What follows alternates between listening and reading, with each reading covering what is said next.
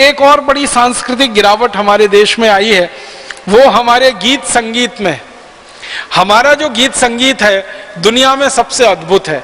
भारतीय संगीत और भारतीय गीतों के बारे में सारी दुनिया मानती है कि ये कुछ विशेष किस्म का यहाँ संगीत और कुछ विशेष किस्म के गीत यहाँ विकसित हुए हैं भारत में। लेकिन और उसके साथ नृत्य भी है।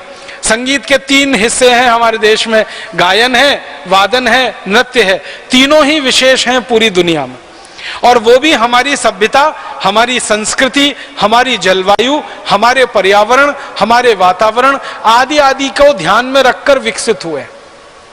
अगर आप भारतीय नृत्यों के बारे में बात करें तो पहाड़ के जो क्षेत्र हैं इस देश के, वहां पर होने वाले नृत्य और मैदान के जो क्षेत्र हैं वहां पर होने वाले नृत्यों में जमीन आसमान का अंतर आपको मिलेगा। एक उदाहरण से समझाता हूं। हम मणिपुर जाएं तो मणिपुरी नृत्य हम देखेंगे। मणिपुरी नृत्य में पद संचालन जो होता है, पांव का संचालन जो होता है, वो बहुत धीरे धीरे धीरे धीरे स्लो मूवमेंट में है।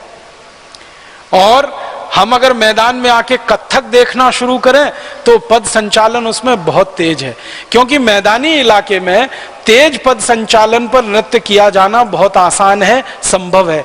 पहाड़ी इलाकों में तेज पद संचालन पर न नृत्य हो सकता है, न उससे शरीर को संभाला जा सकता है। माने नृत्यों का विकास भी हमारे यहाँ हुआ है तो जलवायु और पूरे वातावरण की जरूरत के हिसाब से है। हम हिमाचल प्रदेश का नृत्य देखें, हम जम्मू कश्मीर का नृत्य देखें, हम उत्तराखंड का नृत्य देखें, हम मणिपुर का नृत्य देखें, या नागालैंड का देखें, या मिजोरम का देखें, या त्रिपुरा का देखें, इस पूरे क्षेत्र के नृत्य को आप देखेंगे जो हिमालय से लगा हुआ इलाका है, यहाँ के सभी नृत्यों में एक विशेषता है, पद संचालन बहुत धीमे हैं, क्योंकि पहाड़ वाले इलाके में होने वाले ये नृत्य हैं जहाँ पर ऑक्सीजन की पहले ही बहुत कमी होती है, इसलिए नृत्य ज्यादा तेज किए जाएंगे, ऑक्सीजन की और ज्यादा कमी होगी, शरीर के लिए भारी पड़ जाएगा, मुश्किल हो जाएगा। अब हम मैदानी इलाके में आते हैं, उत्तर प्रदेश में आते हैं, मध्य प्रदेश में आते हैं, महाराष्ट्र में आते हैं, तो यहाँ के नृत्यों को देखेंगे तो इन नृत्यों का पद संचालन बहुत तेज है, क्योंकि यहाँ ऑक्सीजन की कोई कमी नहीं है और श्वास को लेने में कोई मुश्किल नहीं है। तो नृत्यों का विकास जरूरत जलवायु के हिसाब से होता है। इसी तरह गीत और संगीत का भी विकास वैसे ही होता है, गायन और वादन का। हमारे पहाड़ के इलाके के जो गीत हैं और जो गाने हैं वो बहुत धीमे गाए जाने वाले हैं, जिनकी लय धीमी है और जिनकी ताल मध्य या मंद है। बाकी जो पहाड़ी इलाके से नीचे आप चले आएंगे मैदानी इलाके में, यहाँ के गीतों की गति बहुत तेज है, उनकी लय भी थोड़ी तेज है और उनका बाकी सब कुछ स्वर व्यंजना भी वैसी ही है। तो नृत्य हो, गीत हो, या गायन हो, वादन हो, संगीत हो, ये सब एक खास तरह से विकसित हुआ है इस देश में और हजारों साल की परंपरा में विकसित हुआ है। हमारे यहाँ जो संगीत है उसकी सबसे बड़ी विशेषता ये है, किसी भी बड़े कलाकार को मैंने जब पूछा आप गाते हैं तो क्यों गाते हैं, तो कहते हैं ईश्वर प्राप्ति के लिए। किसी को नाचते हुए देखा, आप कथक करते हैं, आप मणिपुरी करते हैं, आप भरतनाट्यम करते हैं, आप कुचिपुड़ी में जाते हैं, आप जो है किसी भी शैली का नृत्य कर रहे हैं, पूछो नृत्य करने वाले से क्यों कर रहे हैं, ईश्वर प्राप्ति के लिए। कोई गा रहा है ईश्वर प्राप्ति के लिए, कोई नाच रहा है ईश्वर प्राप्ति के लिए, कोई बजा रहा है ईश्वर प्राप्ति के लिए। बहुत बड़े संगीतकारों को जो वादन में इस देश में निपुण हैं, प्रवीण हैं, बांसुरी वादक हैं, वायलिन वादक हैं, सितार वादक हैं, सरोद वादक हैं, कई बार मैंने उनको पूछा तो वो एक ही उत्तर देते, ईश्वर प्राप्ति के लिए। मतलब गीत और संगीत हमारे यहाँ ईश्वर प्राप्ति का अभिन्न अंग है, भगवान को प्राप्त करने का अभिन्न अंग है, माने मोक्ष की तरफ ले जाने वाला सबसे अच्छा रास्ता माना जाता है। ये हमारे संगीत का आधार है। अब हमारे यहाँ पश्चिम का अंधानुकरण हुआ और पश्चिम के अंधानुकरण में, खासकर यूरोप और अमेरिका के अंधानुकरण में, हमारे गीत और संगीत की सारी हालत खराब हो गई। ना हमारा सुर बचा, ना लय बची है और ना ताल बचा है। और ऐसे ऐसे गीत हमारे देश में घुस गए जिनको गाना तो छोड़ दीजिए, जिनके शब्दों का उच्चारण करने में शर्म आती है। हमारे देश में ये फिल्में बनाने वाले जो फिल्मकार हैं, भगवान इनका जितनी जल्दी भला करे उतना अच्छा है। इन्होंने ऐसा सत्यानाश किया है भारतीय गीत संगीत और नृत्य का, पश्चिमी की धुनें चुराते हैं। अमेरिका और यूरोप के गानों की धुनें चुराते हैं और हिंदी शब्द देकर उनको गड़बड़ झाला बनाकर पेश कर देते हैं और एक ऐसा शब्द उसका इस्तेमाल करते हैं, ये फ्यूजन है। माने पश्चिम के गानों की धुन और भारत के भाषा के शब्द ये जोड़ तोड़ के, अब उसमें ना भारत बचता है ना यूरोप बचता है, वो अधकचरा हो जाता है। ना हम विदेशी हो पाते हैं ना स्वदेशी रह पाते हैं, बीच के हो जाते हैं। इतने रद्दी रद्दी गाने, रैप म्यूजिक, पॉप म्यूजिक, फिर ये फ्यूजन म्यूजिक और ऐसा म्यूजिक जो ना आपके समझ में ना आए ना मेरे समझ में आए, बस कान में लगाए उसको सिर हिलाते रहते, कुछ पता ही नहीं चलता, पल्ले ही नहीं पड़ता। हमारे देश में बड़ी बड़ी दीवानगी है पश्चिम के कलाकारों के प्रति। एक थोड़े दिन पहले अमेरिका का कलाकार स्वर्गवासी हो गया, भगवान उसकी आत्मा को शांति दे, माइकल जैक्सन। अब उसके गाने हिंदुस्तान में लोग सुनते हैं, समझ में नहीं आता क्या गा रहा है। फिर उसका डांस भी देखते हैं, वो भी समझ में नहीं आता क्या कर रहा है।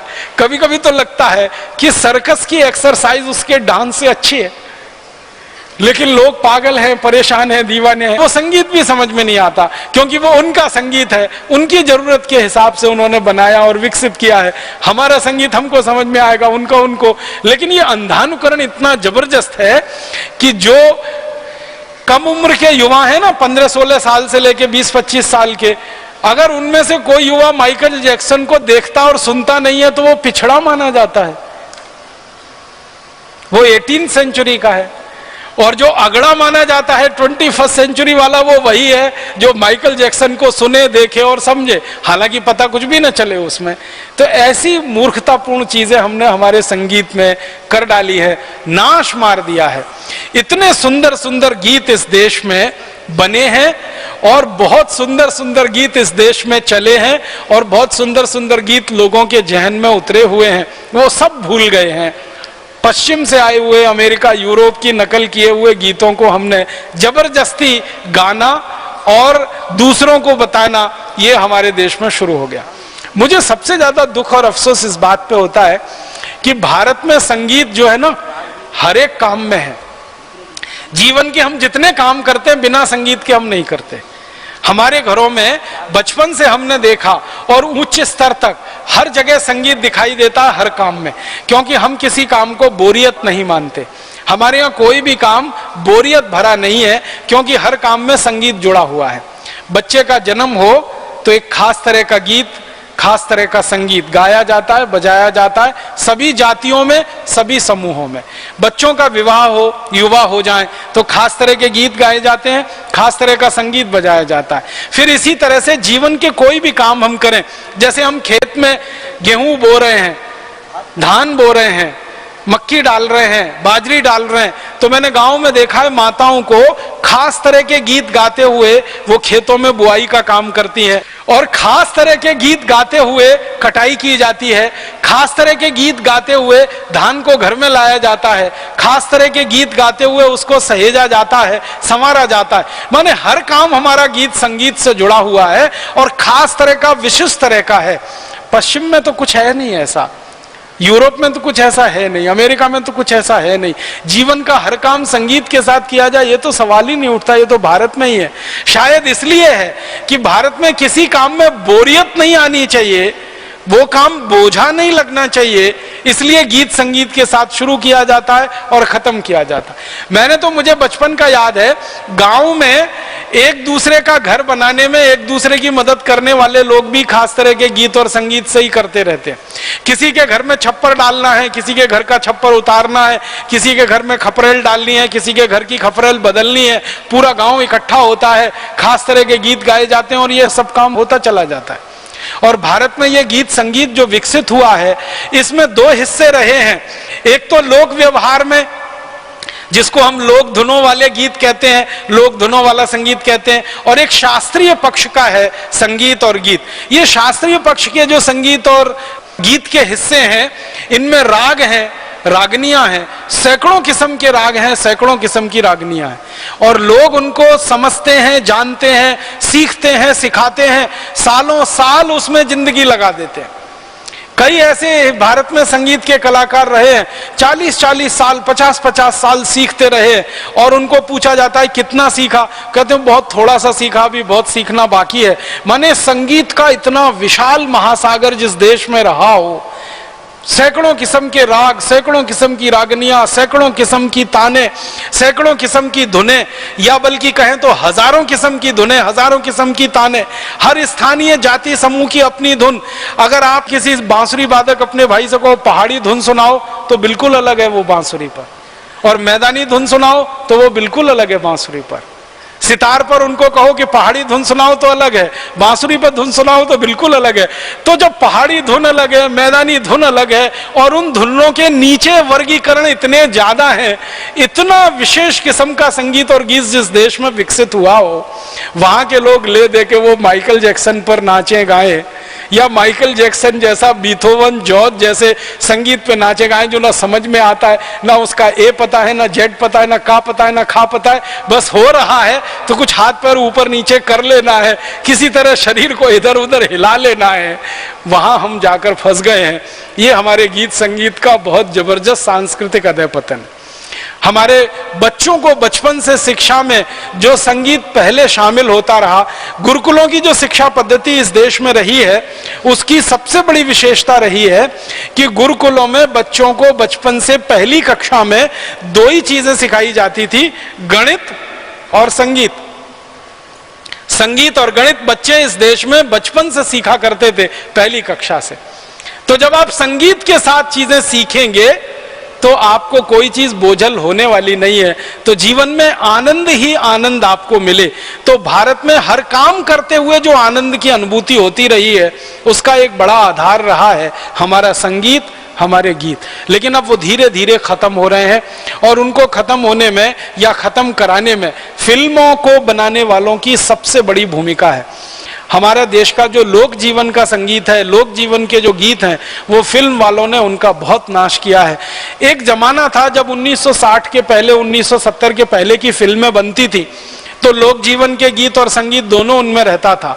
अब 1980 के दशक के बाद की जो फिल्में बन रही हैं, वो पूरी तरह विदेशी फिल्मों की नकल है।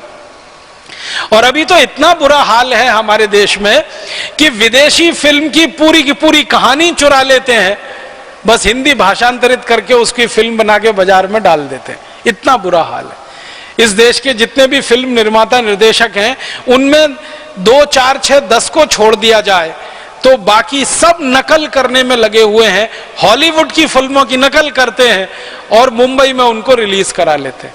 अमेरिका की फिल्मों की नकल करते हैं, यूरोप की फिल्मों की नकल करते हैं, पूरी स्टोरी, पूरा प्लॉट वहां से चुरा लेते हैं और हिंदी में या किसी भाषा में प्रस्तुत उसको कर देते हैं। बहुत ज्यादा अधःपतन है ये हमारी संस्कृति का।